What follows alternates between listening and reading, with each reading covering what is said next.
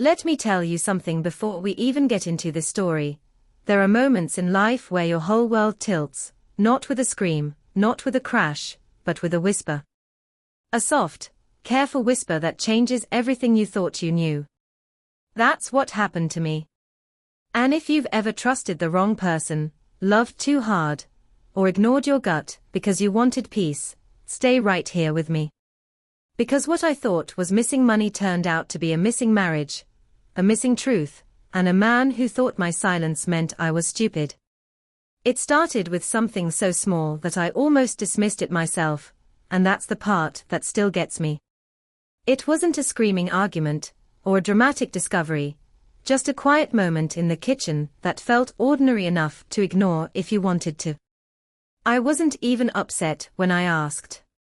I remember trying to sound light, casual, the way you do when you don't want to start a fight over something that might be nothing.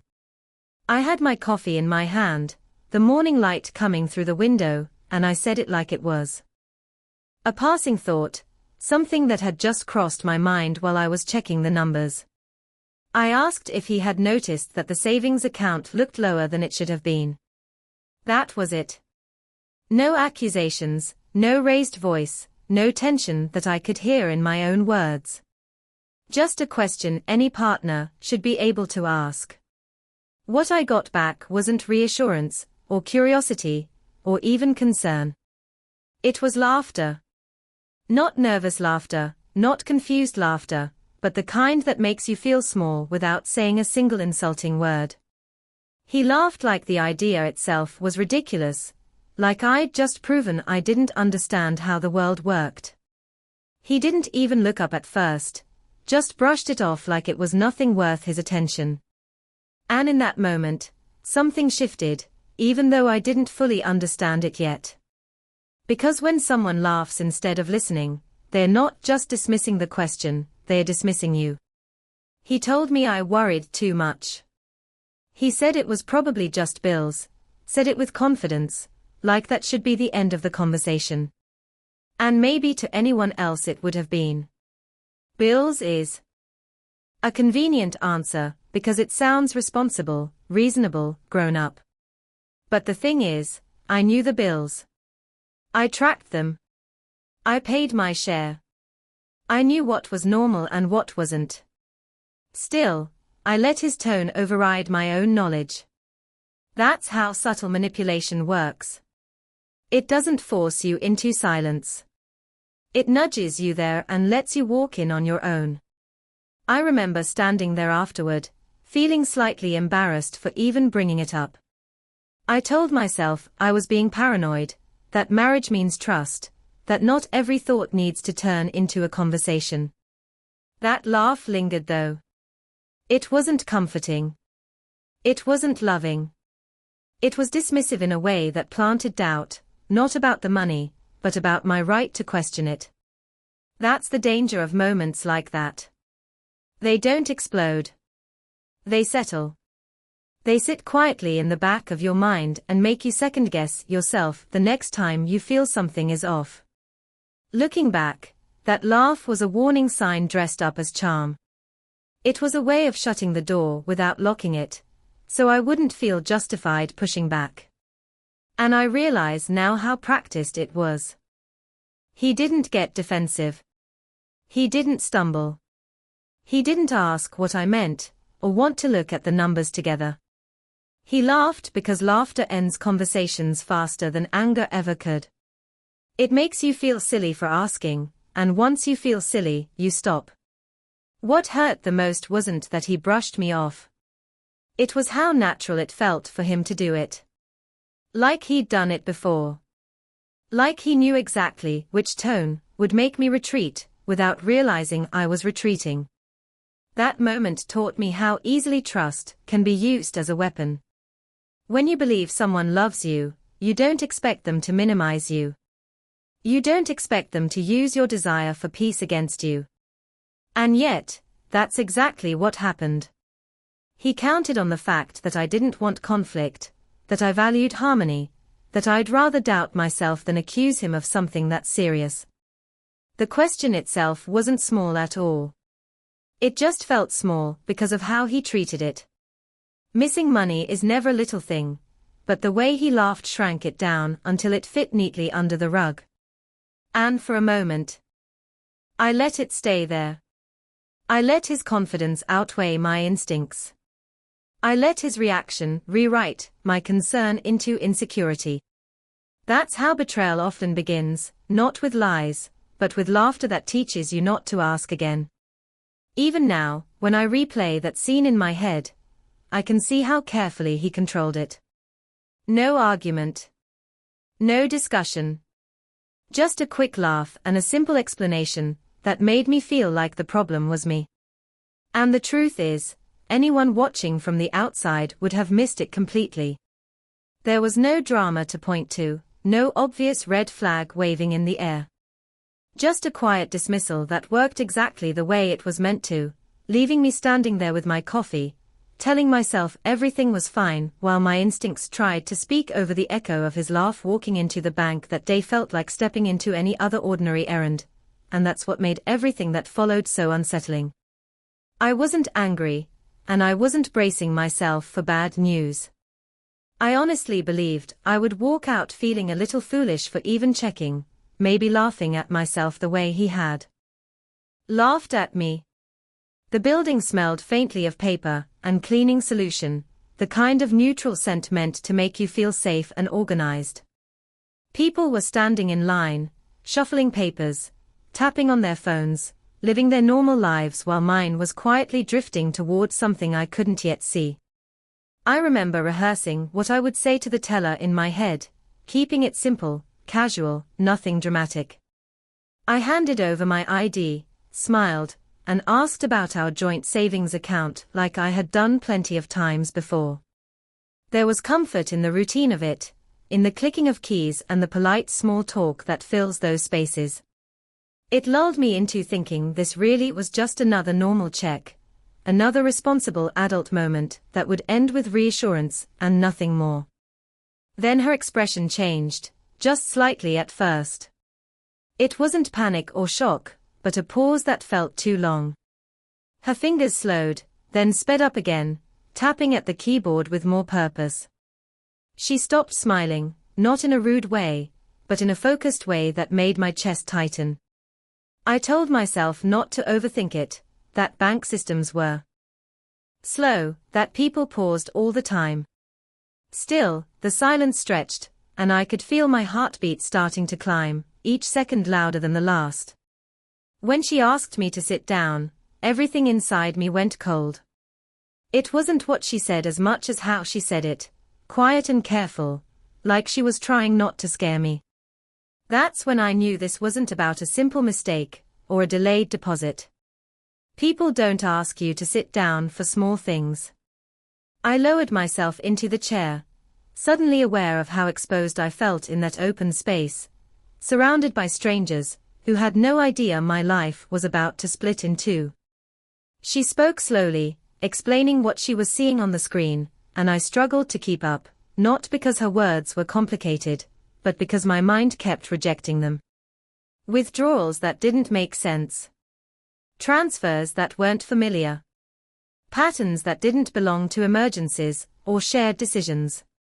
Each sentence landed like a small blow, and I found myself nodding along even as part of me insisted there had to be some explanation, some error that would make it all make sense again. I asked her how long it had been happening, and when she answered, I felt something inside me crack. Years is a heavy word when it comes to trust. It carries memories, sacrifices, compromises I had made believing we were building something together. Years meant this wasn't a lapse in judgment, or a moment of desperation. It was a choice, repeated over and over, with intention. It meant every conversation about budgeting, every time I said no to myself for the sake of our future, had been built on a lie I never knew existed. As she turned the screen toward me, the numbers blurred together at first. Dates and amounts lined up in a way that told a story without emotion, without excuses. There was no tone of voice or facial expression to soften it, just cold facts staring back at me. I felt embarrassed in a way I hadn't expected, not because of the money, but because of how long I hadn't known. Because I had trusted so completely that I hadn't even thought to look. The bank around me kept moving. Someone laughed a few feet away. A phone rang. Papers shuffled. I sat there feeling detached from it all, like I was watching my own life through thick glass. I thanked the teller, my voice sounding steadier than I felt, and stood up on legs that didn't quite feel like they belonged to me. Walking out of that building felt unreal, like I should have left some part of myself behind at that counter.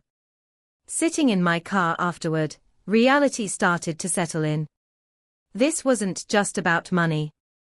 It was about secrecy, about decisions made without me, about a partnership that only existed on the surface. The bank hadn't just shown me numbers on a screen.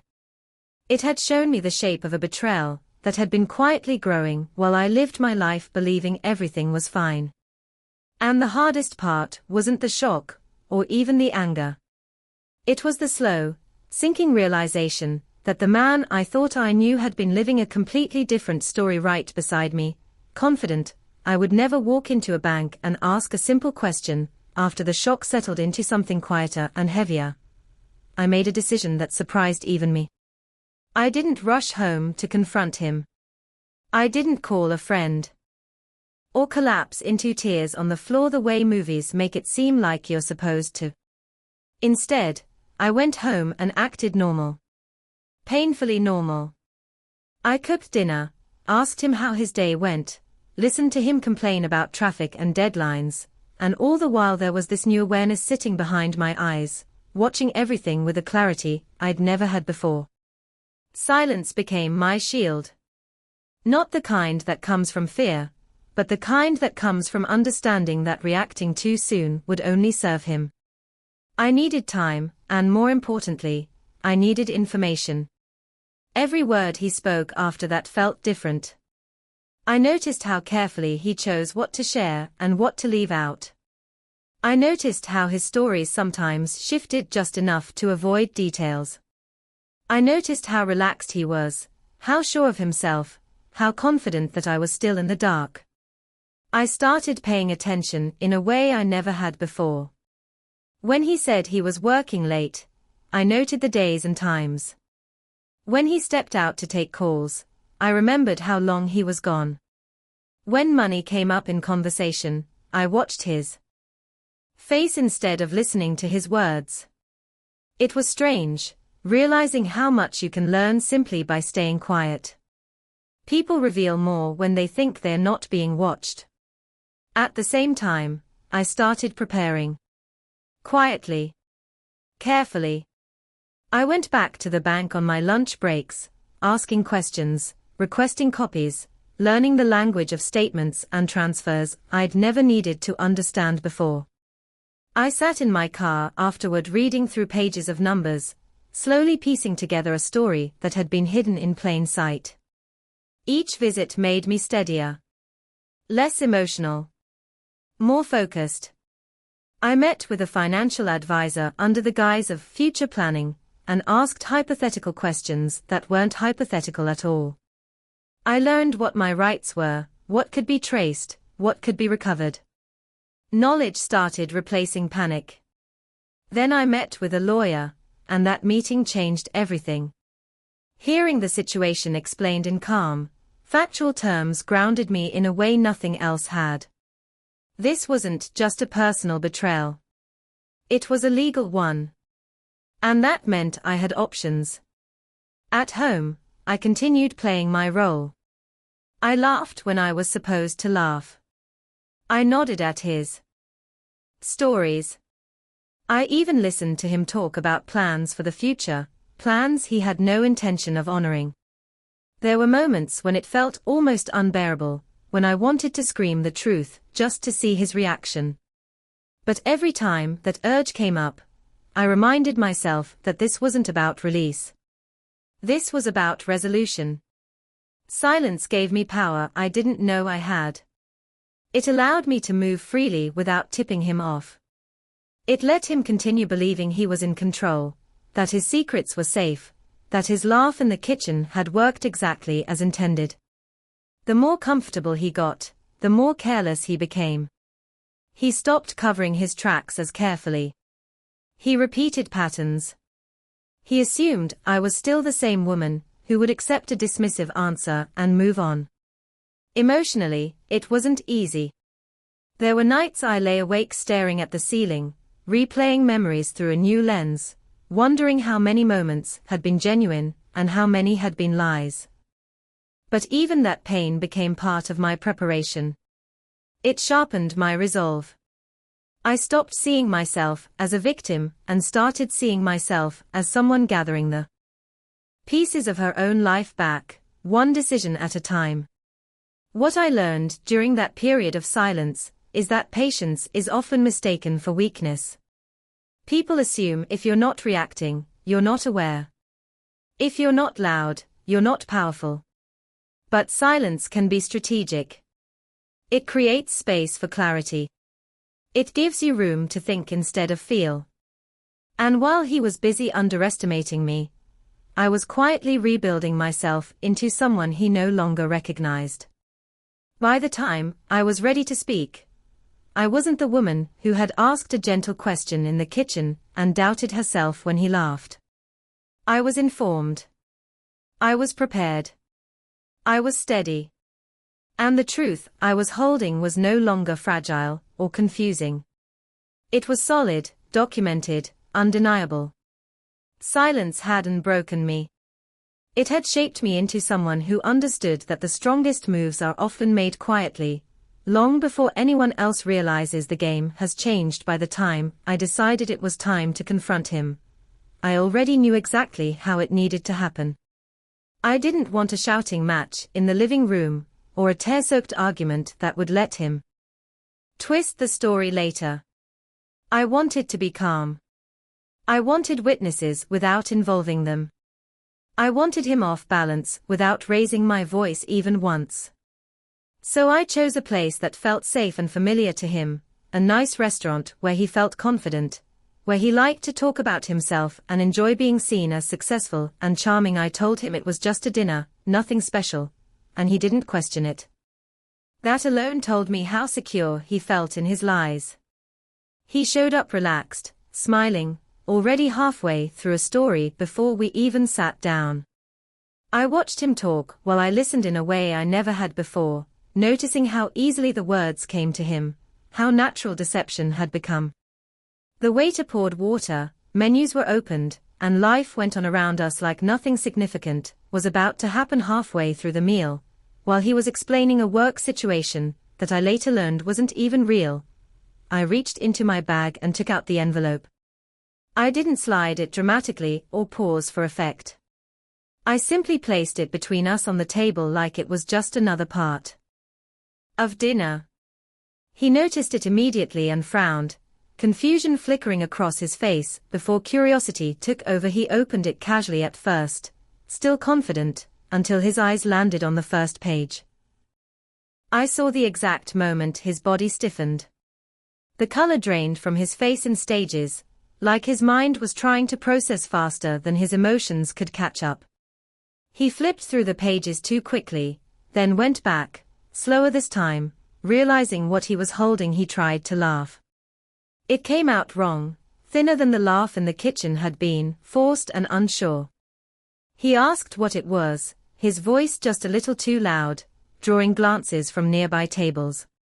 I leaned forward then, close enough that only he could hear me, and reminded him of that morning when he laughed at me for asking about the money. I told him I went to the bank, and I watched his confidence collapse in real time. The excuses came quickly after that, overlapping and messy. He talked about stress, misunderstandings, things he planned to explain eventually. He tried to minimize it, to make it sound complicated enough that I might doubt myself again. But this time, I didn't interrupt. I let him talk until he ran out of words, because I already had everything I needed.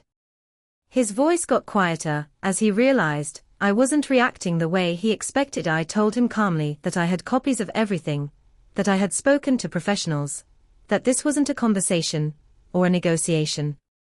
It had an ending. There were no tears in my voice, no anger in my posture. Just certainty. The kind that can't be argued with. People at nearby tables continued eating, laughing, celebrating birthdays and anniversaries, completely unaware that a marriage was ending right there between the appetizer and the main course. When I stood up, he reached for my hand out of habit more than hope, and I stepped back. I wished him luck, not sarcastically, not cruelly, just neutrally, the way you close a chapter you're done rereading. I left him sitting there with the check, the envelope, and the sudden realization that he had underestimated me in the worst possible way. Walking out of that restaurant felt lighter than walking into the bank had, because this time, I wasn't confused or shocked. I was resolved. I had chosen the moment, the setting, and the tone, and that control mattered more than any raised voice ever could. The confrontation wasn't explosive or dramatic, but it was devastating in its quiet finality, because there was nothing left for him to deny and nothing left for me to say. What happened after I walked away is the part people rarely talk about, because it doesn't look dramatic from the outside. There were no screaming matches, no public meltdowns, no social media posts spelling out what he had done. The real revenge didn't come from humiliation or chaos. It came from consequences, the kind that unfold slowly and leave no room for denial.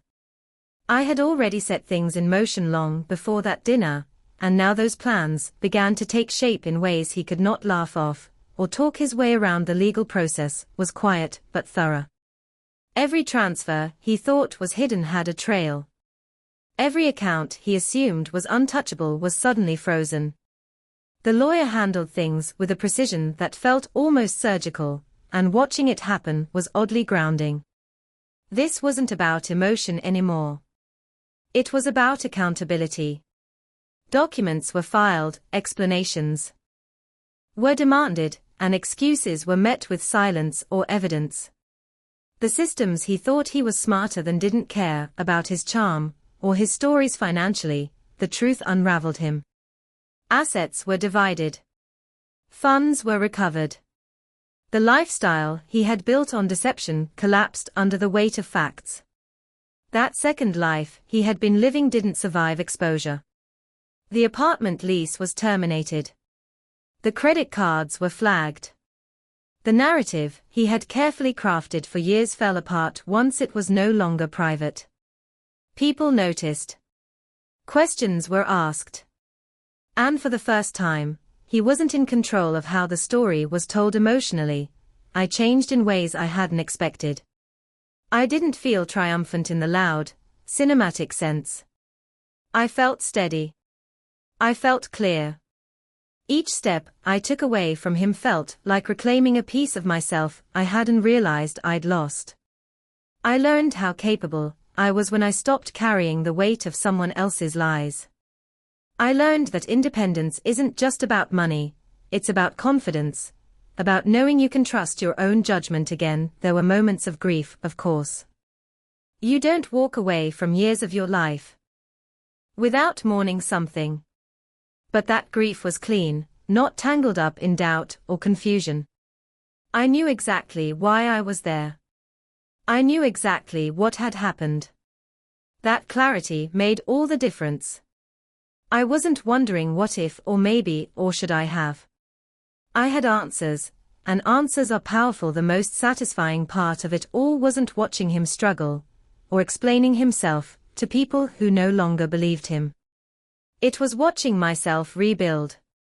I made decisions without asking permission. I planned a future that belonged to me. I moved through the world lighter, sharper, more aware. The silence he once used to control me had become the space where I grew stronger. He tried to reach out more than once, messages filled with regret and revisionist history, as if time might soften the truth. I didn't respond. Not because I was bitter, but because I didn't need to. Closure doesn't always come from conversation. Sometimes it comes from knowing you handled things with integrity and strength, even when no one was watching. In the end, the revenge wasn't loud or cruel. It was complete. He lost access to my trust, my energy, my future, and the version of me who would have believed his laugh meant nothing.